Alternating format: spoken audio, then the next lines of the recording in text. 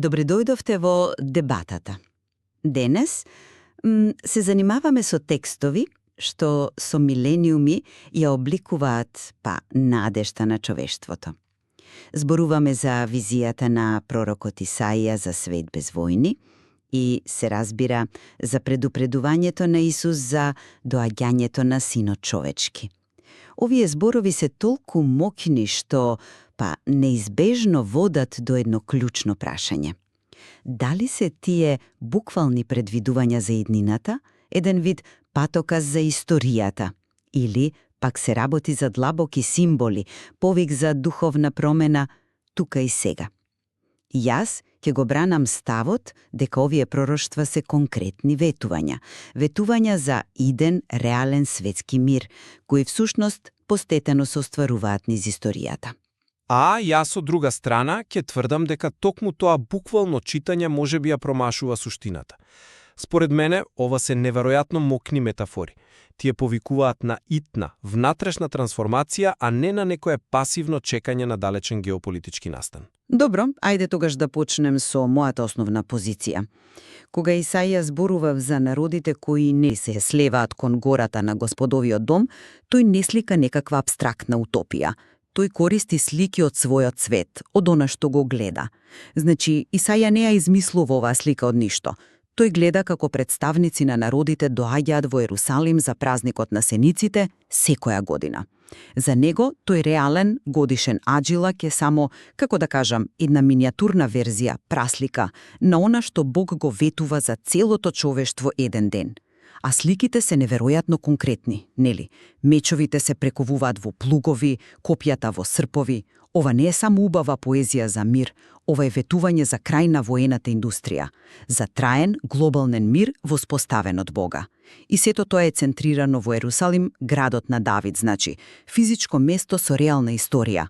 Ова не е само символ, туку ветување вкоренето во простор и време. Види, јас токму тука гледам на работите од сосема друг агол. Мислам дека токму таа конкретно што ја спомнуваш е всушност символична. Самиот коментар што го анализираме истакнува дека ридот на храмот не е географски највисоката планина. Неговата возвишеност не е топографска, туку духовна. Главната порака, според мене, е за духовна трансформација.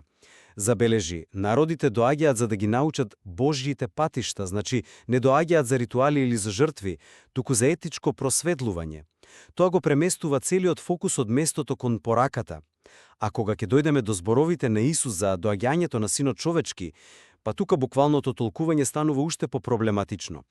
Овој израз, син човечки, не се однесува само на една личност. Како што е објаснето, тој е колективен идентитет Христос како глава, а заедницата на верници како негово тело кое расте, се формира низ историјата.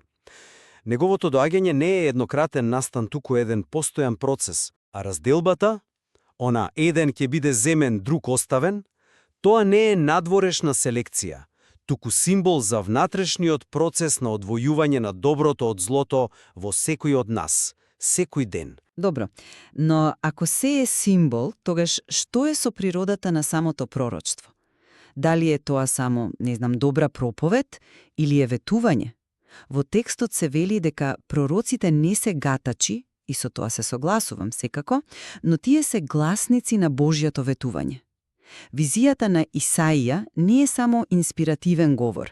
Таа е представена како цврста објава од Бога за тоа како ќе изгледа иднината. Почнува со зборовите: ќе се случи во последните денови. Ова не е јазик на предлог, туку на сигурност. И не е само Исаија. Фактот што речиси идентичен текст наоѓаме и кај пророкот Михеј сугерира дека ова било централно, неоспорно ветување во Израел. Тоа е нешто што доаѓа и дава смисла и насока на целата човечка историја. Без тоа конкретно ветување, историјата е само, хаотичен циклус на насилство. Тој е вграден во текстот. Токму затоа што пророците не се гатачи, нивната цел не е да ни дадат распоред на идните настани за ние пасивно да го чекаме. Целта е да не разбудат сега.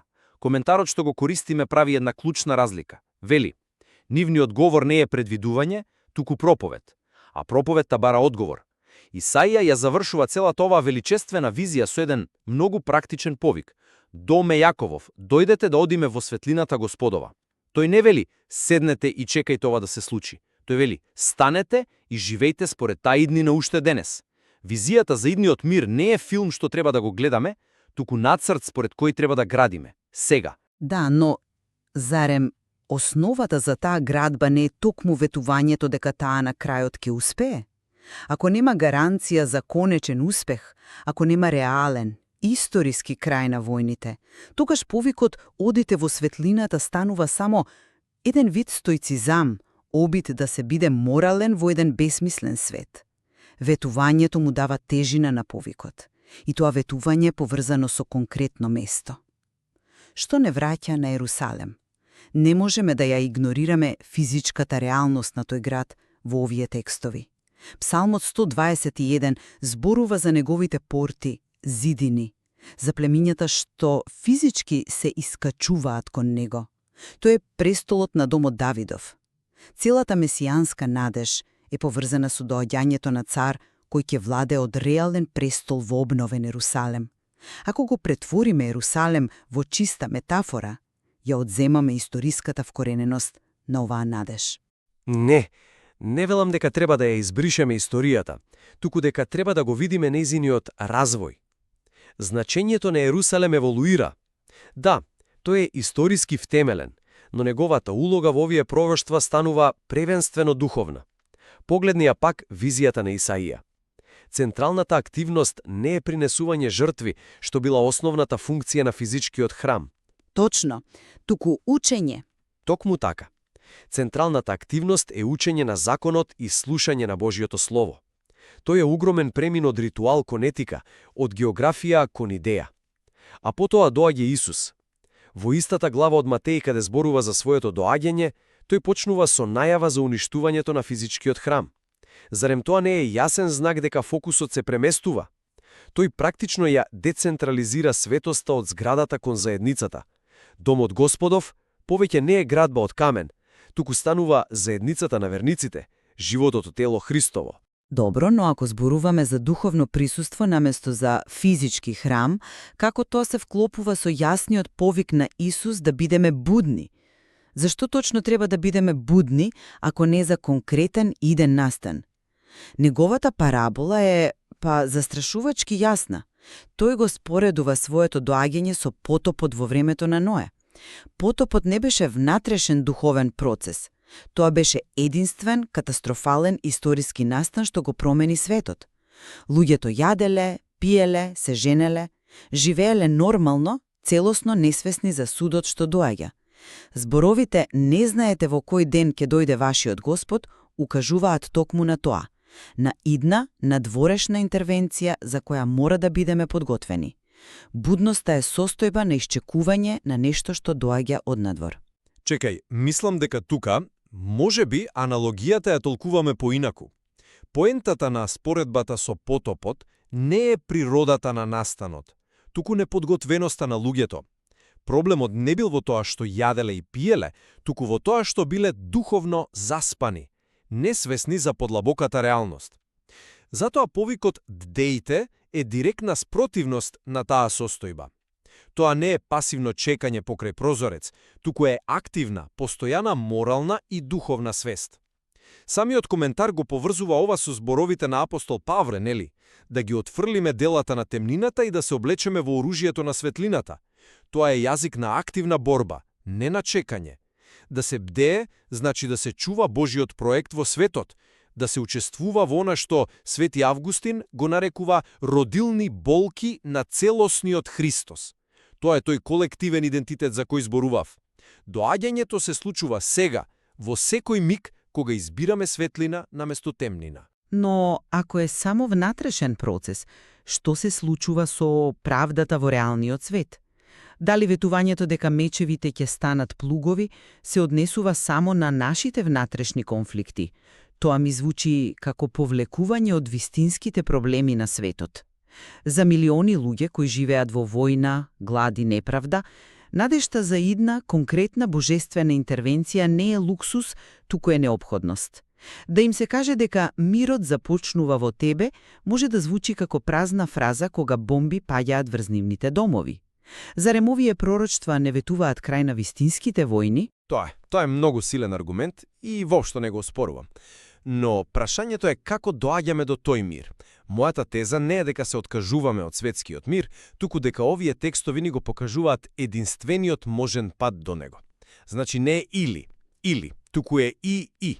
Светскиот мир е невозможен без внатрешна трансформација. Не можеме да очекуваме светот да се промени ако ние останеме исти. Исаија не ни дава само слика за дестинацијата, туку и етички компас за патувањето. Прекувањето на мечевете во плугови не е магичен чин што Бог ќе го изврши еден ден додека ние гледаме. Тоа е повик до нас да почнеме да ги прекуваме мечевете на гневот, омразата и стравот, во алатки кои ќе обработат почвата на нашата душа и на нашите заедници. Тоа е активен процес во кој сме повикани да учествуваме. Доаѓањето на Христос е постојаното појавување на таа трансформација во светот, преку делата на оние кои се облекле во светлината. На крајот, мојата позиција останува цврста. Верувам дека овие пророчки текстови се извор на конкретна историска надеж. Тие ветуваат иднина на универзален мир и правда, центрирана во еден обновен светски поредок под Божјо водство. Историјата не е безцелна, туку се движи кон тоа исполнување. Нашата улога е да живееме со верба и подготовеност за тоа ветено доаѓање, знаејќи дека нашите сегашни напори се дел од тој поголем божествен план кој има за гарантиран исход. А јас, од моја страна, заклучувам дека моќта на овие текстови лежи во нивната способност да не трансформираат денес. Тие се повик да не ја одложуваме надежта за некоја далечна иднина, туку да учествуваме сега во градењето на мирот. Повикот не е да чекаме, туку да действуваме. Не да гледаме во небото, туку да ги претвориме нашите внатрешни и надворешни мечеви во плугови. Доаѓањето на Синот човечки не е настан што го чекаме, туку реалност што ја создаваме со секој наш морален избор. Очигледно е дека и двете перспективи се согласуваат за конечниот триумф на мирот и спасението. Тензијата останува. Дали го гледаме тоа како иден историски настан што го очекуваме со надеж, или како сегашна духовна реалност во која сме повикани активно да учествуваме? Можеби вистинската мудрост е да се живее токму во таа креативна тензија, држејќи го погледот и кон големиот тек на историјата и кон итноста на нашиот сопствен живот.